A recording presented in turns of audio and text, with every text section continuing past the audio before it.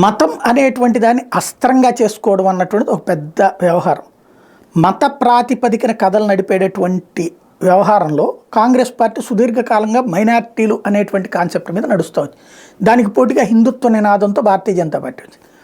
అయితే ఏదైనా ఇక్కడ ఎందుకయ్యా అంత మరీ బుజ్జగింపుల కోసం చివరికి హిందువుల్ని వేధించి అవమానించి హింసించి ముస్లింలు సంతుష్టీకరిస్తున్నారు అంటే, ఏదన్నా ఇక్కడ ముస్లిం ఫీల్ అయితే గల్ఫ్ దేశాల్లోకి రానియరు, గల్ఫ్ దేశాల నుండి ఆయిల్ అమ్మరు, ఏది అయోధ్య లాంటి వాటిలో తీర్పు ఇవ్వనివ్వకుండా ఏళ్ల తరబడి దశాబ్దాల తరబడి ఎందుకు ఆపారంటే అదే కారణం. కోర్టులకి ప్రభుత్వాలు ఎప్పటికప్పుడు అడ్డు చెప్తూ వచ్చినాయి.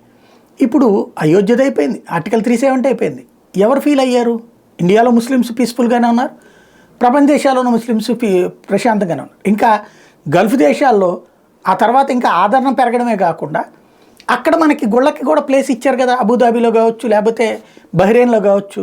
కాబట్టి ఇంతకాలం ప్రజల్ని మోసం చేస్తాం అనేటువంటిది మైనార్టీలను అడ్డం పెట్టి సాగించింది ఎవరన్నది ఇప్పుడు అర్థమవుతుంది.